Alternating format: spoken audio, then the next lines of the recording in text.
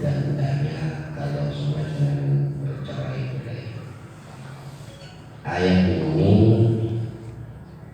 merupakan amrun bil i'tisam billah, yaitu perintah dari Allah untuk selalu berpegang teguh dengan agama Allah. Wa huwa tamassuku wal akhdhu bihi.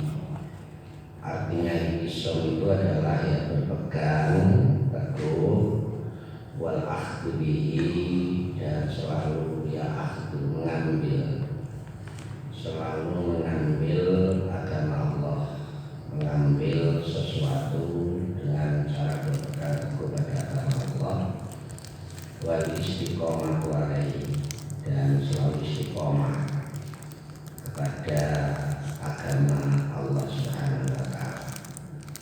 Yang kedua adalah wal ijtima'u 'ala dzalika, menjadi sebuah ijtima', jamaah, organisasi, 'ala dzalika, atas agama Allah. Wa nahyun an tafarruq, dan kemudian selain perintah juga merupakan larangan untuk berpecah belah di dalam agama Allah. Kenapa demikian? Karena jamaah rahmatun, karena kumpul jamaah berorganisasi dalam berdasarkan agama Allah itu adalah merupakan rahmat. Wal furqatu azabun, sementara pecah belah ini merupakan azab. Wa yadullah, kekuasaan Allah ma'al jamaah, jadi selalu ada relevansinya dengan jamaah. Kekuasaan Allah ini ada relevansinya yang kuat dengan jamaah. Karena qala alaihi salatu wassalam, seperti apa yang disampaikan oleh Rasulullah SAW, walamma kana qawamun hadatin asyarif, di saat ada tegaknya sebuah agama yang mulia, itu karena asluhu bil ijtima', dasarnya, aslinya adalah dengan ijtima', bersatu, berjamaah, wal mu'awanah, saling membantu, wal ittihadil kalimah, dan satu, bukan tunggal, ittihad itu persatuan, persatuan sebuah kalimat. Karena ikhtiraf, sehingga dengan demikian yang namanya pecah belah di dalam agama, wa adamul musa'adah, dan kemudian tiadanya saling membantu, ala iqomatihi, atas iqomahnya agama, eksistensi agama, mujibkan, itu akan mendatangkan liwani, kepada ringkihnya, ya, kepada melemahnya agama, wadubi, ya, kesimpulannya agama. Oleh karena itu maka fadhhar anal ijtima' fiddin, maka nyata bahwa bersatu di dalam sebuah agama yaitu Islam, aslu kulli khairin wa sholahin, sehingga menjadi dasar atas kebaikan, sebagai asas atas kebaikan dan kebagusan. Sementara tafarruqu wa annal ijtima'ah wa anna tafarruqa, begitu ya, wa tafarruqa, sementara sesungguhnya yang namanya pecah belah di dalam agama itu aslul syarri wa bala, pangkal dari kejelekan dan pangkal dari semua bala. Ini pentingnya wa'tasimu bihablillahi jami'an wa la tafarraqu. Kemudian ayat berikutnya, wa bi'amrillahi 'alaikum in kuntum a'lam wa la baina qulubikum wa asbahtum bi ni'mati ikhwana, dan seterusnya. Para jemaah rahimahullah, kita mencoba sekarang membahas tentang dua hal. Yang pertama adalah persatuan, wa'tasimu bihablillah. Kemudian yang kedua adalah kita bahas terkait dengan tafarruq, pecah belah antara satu dengan yang lain. Para mufassir dalam memberikan tafsiran terhadap ayat ini, wa'tasimu bihablillah jami'an wa la tafarraqu, surah Al-Imran ayat 103, yang berarti berpegang teguhlah kalian semua dengan tali Allah. Hablum itu tali. Ada yang memaknai dengan agama, yaitu dalam konteks ini iman. Ada yang memaknai hablum itu adalah jamaah. Sehingga ada dua pengertian mengenai hablum minallah ini. Ini berdasarkan beberapa pendapat para mufassir. Pendapat beberapa para mufassir, yaitu orang-orang yang ahli dalam bidang tafsir. Tetapi esensi daripada ayat ini sebelum kita bahas al-hablu bimaknal iman atau bimaknal ijtima, bahwa persatuan dan kesatuan bagi umat Islam dalam bermasyarakat dan bernegara ini menjadi sebuah keniscayaan. Karena persatuan ini, bahasanya kitab di sini, wal ittihad kalimah, aslul ijtima, al-muawanah dan seterusnya, itu bahwa persatuan ini sebenarnya merupakan hal yang sangat penting dalam rangka kita ini untuk tetap melestarikan dan memelihara esensi agama dalam berbangsa dan bernegara, termasuk bermasyarakat. Tetapi ketika kita ini bertikai, berpecah belah, konflik gitu ya, maka tentu yang namanya tafarruq ini menjadi aslul kulli syarrin wa bala. Tentu dimensi ini menjadi penting karena ini sebuah pilihan. Kalau kita menginginkan bahwa al-aslu kulli khairin wa sholah, maka perlu al-ijtima, perlu bersatu. Kalau kita ini berorientasi kepada kejelekan, ya maka kita harus bertikai, konflik. Tentu pilihan ideal mesti bersatu, sebab bersatu ini mendatangkan kekuatan, mendatangkan marwah yang baik bagi umat Islam. Tapi sementara kalau kita bertikai, maka marwah agama itu akan jatuh.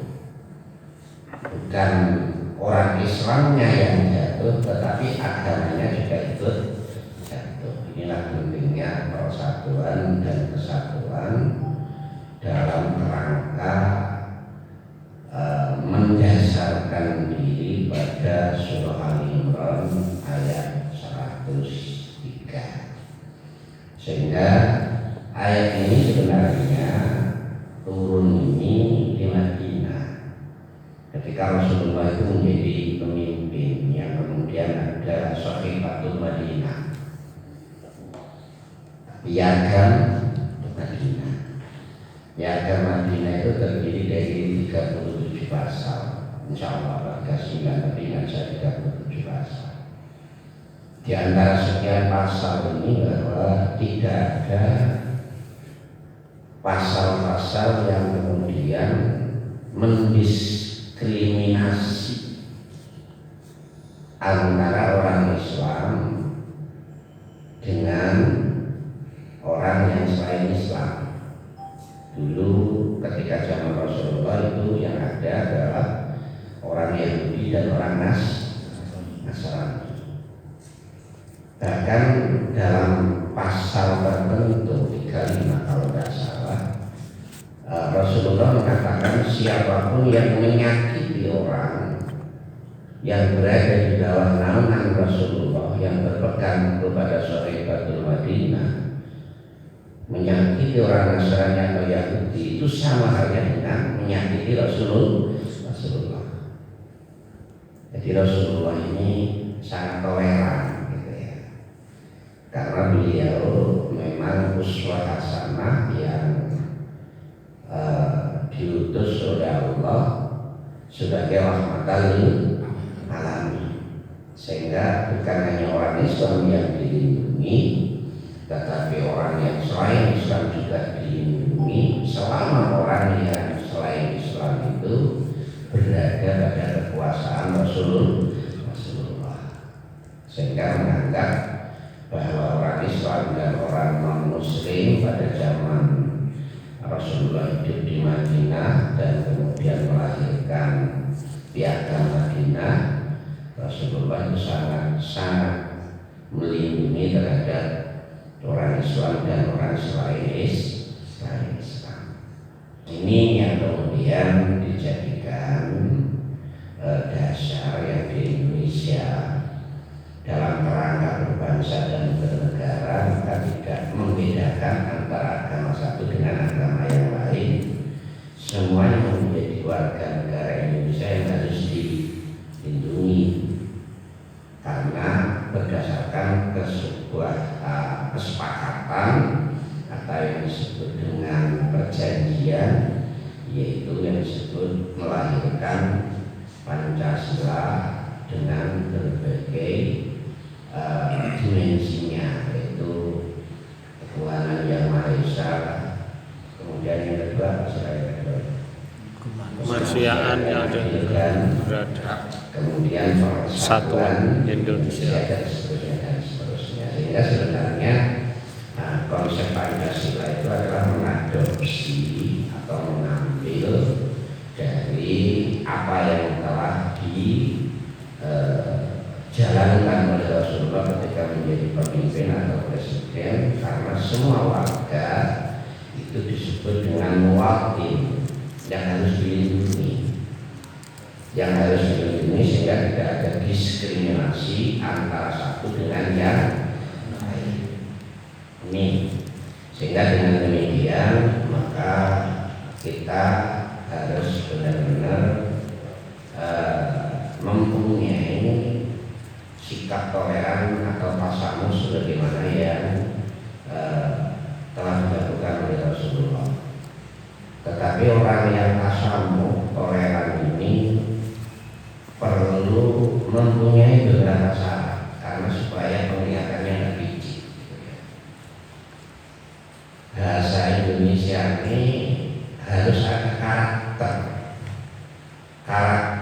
yang terhunjam dalam diri. Karakter itu menurut Al-Ghazali adalah sebuah kebiasaan yang sudah melekat pada diri seseorang, kemudian ketika merespon fenomena atau melihat sesuatu di depan kita itu secara langsung, tidak perlu pikir panjang, tetapi secara spontan melahirkan reaksi yang baik,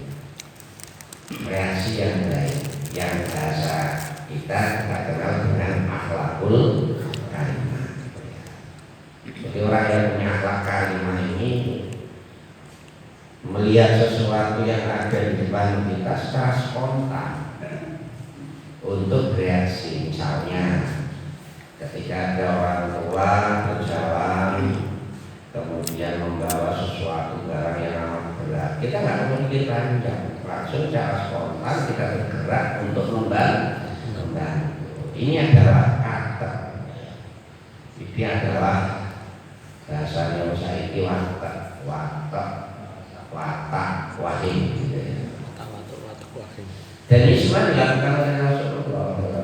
Bagaimana Rasulullah ketika melihat Yahudi buta yang selalu mejek, dia tetap disuapin. Orang yang ngolok-ngolok kepada Rasulullah diperlakukan secara baik. Itu karakter. Sehingga dengan demikian Indonesia sebenarnya memerlukan orang-orang yang punya karakter seperti Rasulullah. Sehingga orang Indonesia seringkali karena semuanya menjadi pakar, karakter itu dibagi menjadi 4. Ada karakter religius, ada karakter moral, ada karakter kinerja, ada karakter literasi. Iya, dan dosen aja loh ya. Karakter religius itu sebuah karakter yang mempunyai pegangan kuat terhadap aspek-aspek keagamaan, sehingga bagaimana wataknya terhadap semua perintah Allah dan larangan Allah ini disikapi dengan positif.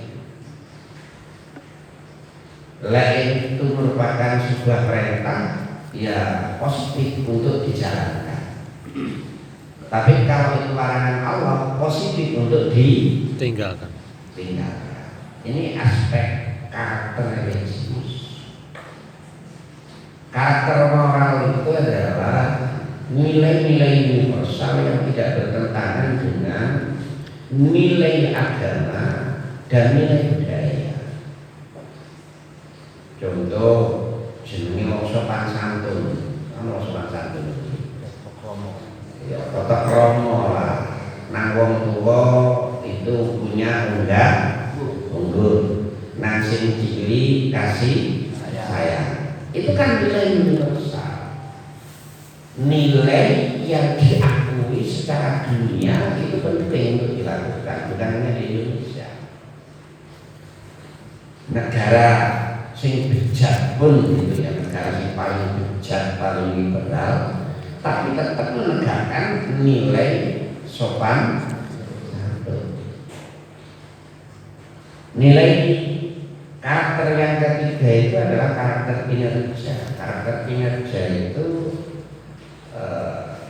contohnya kudu kerja keras, kudu disiplin. Sebab pangkal daripada kesuksesan itu adalah kerja keras dan disiplin. Nah, saya ini orang Indonesia cuma minah kalau cuma minah. Dan itu penting bagi kita karena dalam agama Islam tidak kedisiplinan itu juga diajarkan. Wal asri innal insana, dalam sholat juga begitu. Inna sholata kana alal mu'minina kitaban mawquta. Nah, itu kan disiplin gitu ya. Kerja keras juga ada. Wa dari lima taqallahu darul akhirah wa la tansa nasibaka minad dunya. Lah yang religius sudah jelas bahwa orang mukmin ini nama mukminul ladzina idza dzukirallahu wajilat qulubuhum makanya itu adalah karakter religius. Kemudian karakter kerja keras jelas waktu tadi itu. Kemudian karakter yang ketiga itu adalah karakter moral sudah jelas. Sebagaimana kita dalam Al-Quran kepada orang tua itu harus sopan, harus ya pelayan. Ya sopan ya pada paling ya apa berarti ya. Wa kamuma kamar bayan seperti itu ya. Kemudian wala takul lahum Ufin wala tanharhuma wa qul lahum qawlan karima. Yang penting lagi itu adalah karakter literasi. Literasi itu untuk membuka cakrawala, untuk membuka wawasan. Sehingga orang Islam ini sebenarnya tidak ada hari tanpa baca. Wayai itu. Tidak ada hari tanpa Belajar. Wah, aku banget. Tenang itu. Tolakul ini hari itu tolakul linus ini jelas itu ya. Kemudian juga Allah dalam Al-Quran juga menjelaskan bagaimana orang mukmin dan orang yang membaca buku orang yang punya ilmu itu ya diangkat derajatnya oleh Allah. Itu literasi, sehingga wawasannya luas. Karena apa? Orang yang punya wawasan luas, proses tasamumnya itu gampang ketimbang orang yang hanya tahu tentang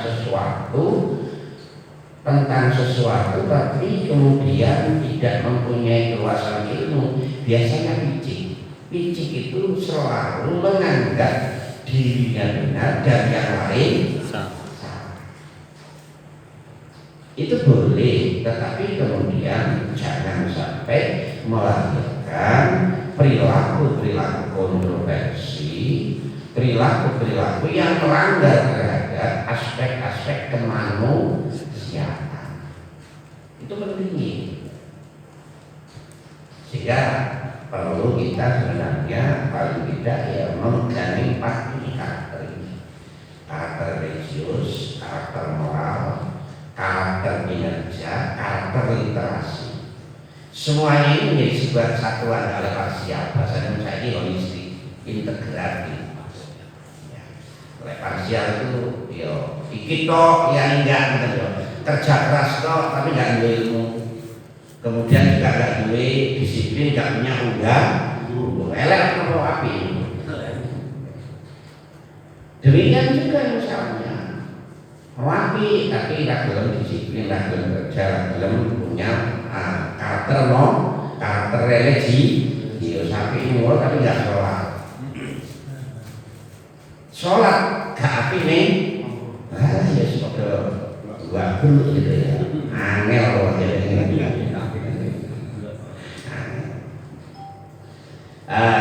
Itu syarat sebenarnya daripada orang bisa mempunyai perilaku paling tidak, kalaupun tidak sama dengan Rasulullah, ya niru gitu loh, sekalipun hanya sebagian. Baik, para jamaah rahimahullah, saya akan sampaikan beberapa pendapat dari para mufassir. Kenapa persatuan dan kesatuan itu menjadi penting dan perpecahan itu adalah mendatangkan kerusakan. Pendapat pertama ini yang disebut dengan Abu Muhammad Al-Husain. Ini mengambil dari Ibnu Mas'ud. Muhammad Al-Barra, Abu Muhammad Al-Hayyan ini bangsa Al-Barawi, sehingga tafsirnya itu disebut tafsir Al-Barawi. Tafsir Al-Barawi. Beliau ini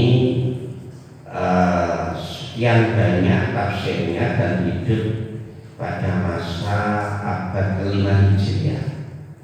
Jadi 500 sekian Hijriah. Beliau mengatakan bahwa waqasu bihablillahi jami'an al-hablu itu tali sebenarnya as-sababul ladzi yatawassalu bihi ilal ruhiyah wa sumiya bil iman. Jadi al-hablu itu maknanya iman, maknanya agama gitu ya. Jadi kalau kita itu seiman gitu ya, seiman dan seagama, maka menjadi sebuah kewajiban untuk selalu menjalin rasa persatuan dan persaudaraan. Innamal mu'minu ikhwah fa aslihu baina akhawaykum. Kemudian sementara menurut Ibnu Abbas, makna daripada ini diambil dari Ibnu Abbas. Sementara menurut Ibnu Mas'ud, yang namanya al-hablu itu buat jamaah. Ya jamaah itu organisasi ya. Jamaah. Sehingga ada dua hal yang menurut mufassir dalam Al-Baghawi itu al-hablu itu bimakna iman, itu mengambil dari pendapatnya Ibnu Abbas. Sementara kalau mengambil dari Ibnu Mas'ud artinya jamaah. Loro ini bener ono hadis itu ya, ono hadis. Sehingga hadisnya itu panjang sekali. Sehingga makna pertama adalah imam, yang kedua adalah jamaah. Yang kedua, menurut tafsir Al-Qurtubi, ini namanya Abu Abdullah Muhammad bin Ahmad bin Abu Bakar bin Fakhr Al-Ansari Al-Asra'i Al-Andalusi Al-Qurtubi. Jadi wis gampangane tafsir Al-Qurtubi. Beliau mempunyai lebih condong hablun itu dengan makna jamaah. Ini juga mengambil dari Ibnu Mas'ud wa qasamu dari yang laqabahu qala al-jamaah wa ruwi'anhu wa an ghairihi min wujuhin wal makna al-jamaah. Jadi maknanya jamaah. Kemudian berikutnya menurut Al-Qurtubi tetap, kemudian yang ketiga menurut Muhammad ibn Yusuf bin Ali bin Yunus bin pokoknya ketahuan ya, dalam sebuah tafsirnya itu mengatakan makna wa'tasimu bihablillahi jami'an wa la tafarraqu itu sebenarnya senada dengan ayat Al-Qur'an wa atiullaha wa rasulahu wa la tanaza'u fatahshalu dan seterusnya, senada. Artinya apa? Bahwa beliau juga memberikan rekomendasi bahwa yang namanya hablun itu adalah jamaah. Sehingga kalau kemudian nanti ada ayat-ayat yang mengatakan hablun Allah itu bi'inillah misalnya, monggo kode berdari bi'imanillah kode bil ijtimah, karena itu mengambil dan mufasir itu memberikan pengertian iman atau jamaah itu berdasarkan hadis-hadis yang datang dari Rasulullah. Tapi semuanya sepakat, apakah bimakna dinillah, kemudian bimakna iman, bimakna ijtimah atau jamaah, bahwa esensinya persatuan itu menjadi sebuah keniscayaan, menjadi sebuah kepentingan yang mendasar agar marwah Islam dan marwah umat Islam ini tetap berada di atas, jangan sampai dikotori oleh perpecahan. Lalu kenapa sekarang banyak pecahnya? Apakah semata-mata faktor agama atau faktor politik atau faktor ekonomi? Kalau kita berkaca kepada konflik yang pertama terjadi yang berkait dengan arbitrasi atau tahkim, perang antara Sayyidina Ali dengan siapa yang namanya? Muawiyah. Itu kan persoalan politik yang kemudian melahirkan tiga golongan. Salah satu di antara golongan itu yang disebut dengan khawarij. Ternyata mulai zaman biyen sampai saiki khawarij itu si ono ya. Masih ada. Cuma pelakunya yang berbeda, zamannya yang berbeda, tapi ideologinya sama. Khawarij itu kan kabeh salah sebenarnya baik. Nah sekarang kan masih ada orang-orang yang punya organisasi semacam itu. Kabeh salah sebenarnya baik. Pokoknya tahlilan lah, pokoknya tiba salah itu syirik itu. Sing bener aku, gak usah tahlilan, gak usah tibaan, ya gak usah sholawat. Lah terus kan ada sholawat iya. Lalu ada sholawat kalau nggak namanya sholawatan. Ya bahasa ini, bahasa ya ini itu. Singkat itu kontrol jurusan ini. Hah? Gus Muafi. Sing jenenge tambahan itu merupakan amalan. Wong sholawat ya menjadi sholat. Sholat itu jenenge lek dilakoni menjadi sholat. Kan tahlil jenenge menjadi katok dipakai menjadi katokan lho. Ngono kok diperso. Ya karena mereka itu menganggap semuanya itu adalah benar. Yang benar apa sehingga mereka mengatakan nggak usah ikut yang namanya madhab Syafi'i, Maliki, Hanafi, Hanbali itu adalah hasil dari ijtihad, hasil dari pemikiran. Kita kembali aja kepada Al-Quran dan Al-Hadis. Tapi dari ijtihad ini secara tidak sadar dia juga membuat madhab sendiri. Jangan repot menyelesaikan artinya apa? Kalau dengan saya nggak saya dipengaruhi. Kau nolong sing alim kaya Imam Syafi'i, kaya Imam Al-Ghazali, kaya Imam Ibnu Hanbal. Kau nolong zaman saiki wis metonan Mesir masih 700 tahun yang kono kau yang cerdas kaya Imam Al-Ghazali, Imam Syafi'i enggak ada. Kok dia mengatakan bahwa Al-Ghazali salah, Imam Syafi'i salah. Kau hafal Al-Quran orang berapa hadis yang kamu hafalkan? Hafal hadis siji lho. Lah sing apa yang itu? Kulo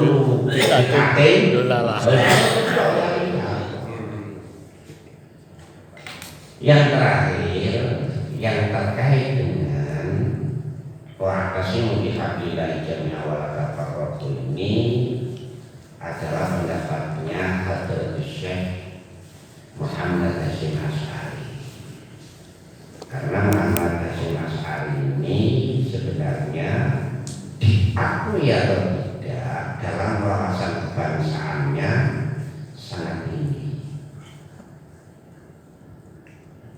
Sangat tinggi, artinya kontribusi Hasyim Asy'ari wa dzurriyyatihi gitu ya, wa dzurriyyatihi wa furwihi bahasa Indonesia itu sangat strategis.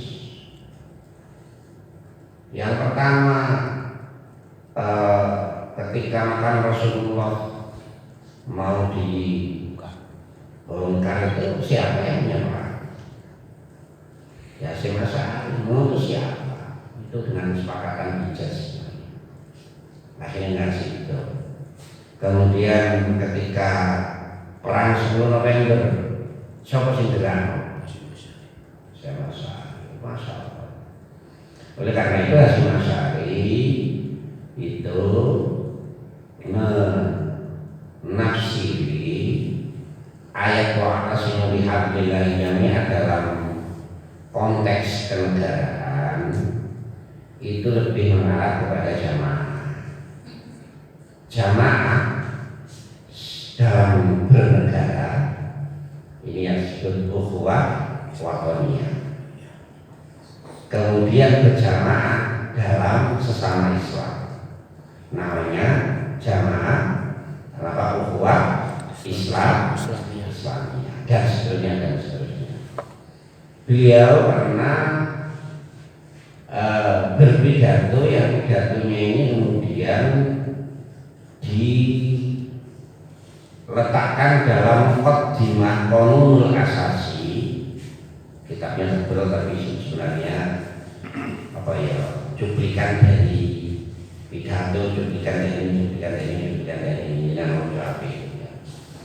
Beliau mengatakan begini, bahasa Arab itu boleh ketawa kami boleh.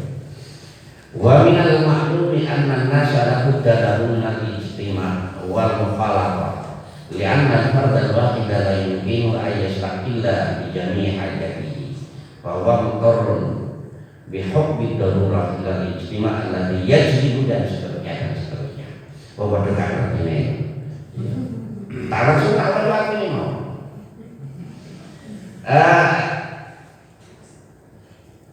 Imam siapa namanya Hadratus Syekh Hasyim Asy'ari dalam pidato yang kemudian dimasukkan dalam mukadimah ini mengatakan begini, telah menjadi sebuah keniscayaan bahwa manusia suka berkumpul atau bersosial dan berbaur dengan sesamanya, karena seorang individu tidak mungkin sanggup memenuhi kebutuhannya sendiri. Ini diambil dari ayat ya inna khalaqnakum min dzakari wa untha wa ja'alnakum syu'uban wa qabaila. Kebutuhan untuk bersosial ini sudah layaknya merupakan keharusan yang tak terpungkiri, namun merupakan modal bagi umat menuju pada kebaikan, menolak segala bentuk keburukan dan mara bahaya. Oleh karena itu kebersamaan dan ikatan batin satu sama lain saling membantu dalam menyelesaikan satu kepentingan bersama dan bersama-sama maju dalam satu komando adalah sebuah hal penting bagi terwujudnya kebahagiaan. Tuh keselamatan. Maknanya bahwa tokoh Hasyim Asy'ari adalah sukses diakui atau tidak kontribusi dalam berbangsa dan bernegara ini cukup signifikan terhadap Indonesia. Umpama gitu ya, kalau Hasyim Asy'ari kira-kira ya 7 kata dalam sila pertama itu tidak akan bilang ketuhanan yang Maha Esa dan wajib bagi umat Islam untuk menjalankan sesuai dengan syariat. Udah ya, karena wawasan Hadratus Syekh Hasyim Asy'ari itu luas. Akhirnya ya gitu. Karena apa? Tidak ada agama yang tidak tidak ada agama yang tidak bertuhan. Oleh karena itu ketuhanan yang Maha Esa. Semua agama mesti punya Tuhan, tapi lakum dinukum wong saiki ketuhanan yang Maha Esa diobrak gak bener. Sing bener ya ketuhanan yang Maha Esa yaitu Allah Subhanahu wa ta'ala. Bubrah gitu ya. Karena apa? Karena yang namanya Indonesia ini 17.000 pulau, berbeda suku, berbeda bangsa, termasuk berbeda agama. Lah kenapa Hasyim Asy'ari kemudian sepakat? Karena mengacu pada piagam di karena itu tetap wa'tasimu billahi jami'an wa la tafarraqu. Sekarang ini sudah ada sempalan NU tapi sempalan ono aku NU tapi garis lurus, garis keras, ono sing moderat. Kabeh aku NU. Sebab nek aku NU yo dinang ya sing Asy'ari. Ini kalau jelas ini harus punya wawasan yang luas, mana yang sebenarnya di antara sekian banyak aliran ini yang benar dalam pengertian bahwa kebenaran sesuai dengan kebenaran yang benar-benar disampaikan oleh Allah SWT tidak tercampur dengan kebenaran yang dibarengi dengan nafsu. Itu yang sebenarnya repot. Sebab kadang-kadang kalau sudah nafsu yang berbicara, walau tabal haqqu akhba'ahum lantas sadatis samawat wal ardu wa ma fi. Kalau kebenaran itu sudah kalah dengan nafsunya, maka semuanya akan hancur. Karena itu kebenaran menurut Allah dan menurut Rasulullah tetap kita pegangi, dan persatuan dan kesatuan harus tetap kita jaga sebagaimana dalam surah Al-Imran ayat 103 wa atasimu bihablillahi wa taqabbal. dan hikmah dari persatuan, kemudian bahaya dari furqah itu sudah dibahas pada halaman 50 tadi itu. Sehingga yang namanya ijtima atau jamaah dalam hal kebenaran fitini yaitu aslu kulli khairin wa shalah. Tapi wa tafarruqu fihi aslu kulli syarrin wa balaa. Terus gitu. Masih ada waktu 15 menit. Ini masih digunakan untuk tanya jawab tanya.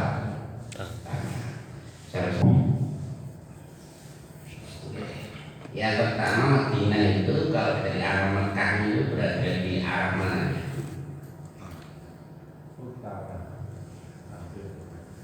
Madinah itu berada di sebelah baratnya, apa selatannya, apa timurnya, apa utaranya?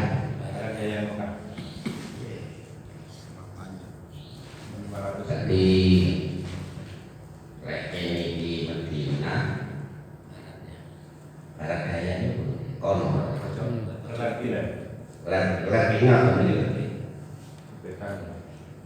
Aku nggak bingung barat daya barat laut. Barat daya kono barat laut.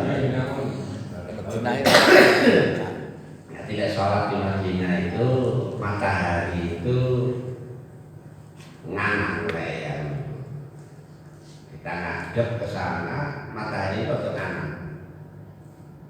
Jadi kayak ini ya matahari ini. Jadi kayak kadep. Rono itu. Tululon. Ya supaya itu lah bukan tahu bukan saya. Yasrib itu adalah Tululon Tenggara. hijrah Rasulullah yang pertama, yaitu kemudian tidak membuahkan hasil karena tidak ada petunjuk dari Allah.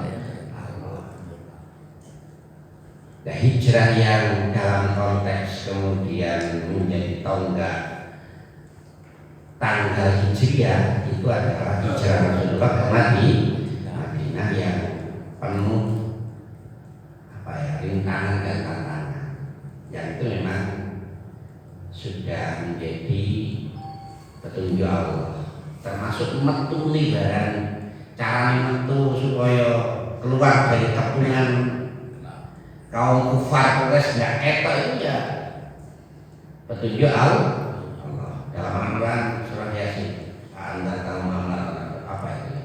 Yasin Al-Quran dan seterusnya. Kemudian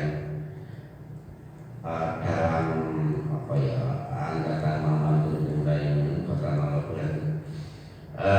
bahwa ketika keluar itu Rasulullah di situ terjadi angin yang kuat, lesus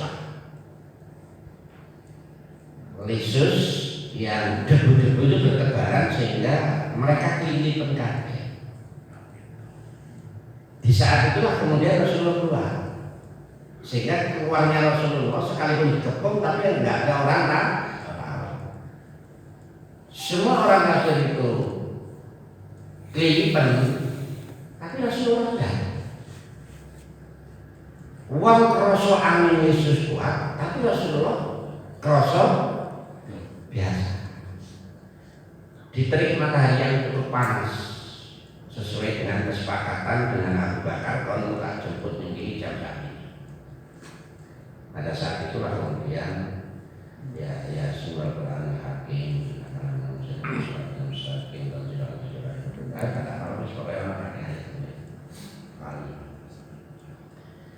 Itu hijrah ke Madinah. Kemudian tidak harus berangkat terus, harus ke gua namanya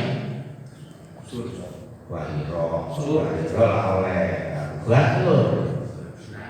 Ya, sehingga kemudian masuk di situ Rasulullah tertidur, Abu Bakar sampai nangis dan macam-macam karena tersengat oleh apa namanya itu ya binatang kalau jengking. Tapi anehnya ketika kaum Quraisy belum gak mungkin Rasulullah yang gini. Karena apa? Karena di situ banyak sarang laba-laba yang tidak Rusak. ya, tidak rusak. Dan telur-telur kecil, telur-telur dorong macam-macam harus pecah. Ya, itu semuanya insya Allah ya. Awal-awalan kira-kira ya. Sehingga Yatsrib dengan Madinah itu dua buah kota, bukan satu kota. Pertama nama Yatsrib, yang kedua Madinah tidak. Tapi dua kota yang berbeda, yang itu juga menjadi pernah Rasulullah yang bekerja, tapi kemudian benar sesuai dengan anjuran Allah yang disebut dengan kota Madinah. Bukan Madinah itu Yatsrib juga. Dari sejarah. Jadi Madinah itu adalah sebuah kota yang berbeda dengan Yatsrib.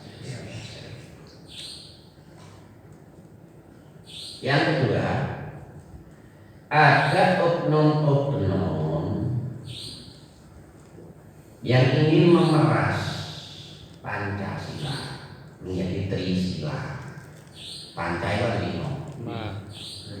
Tri itu tahun jadi menjadi tiga sila.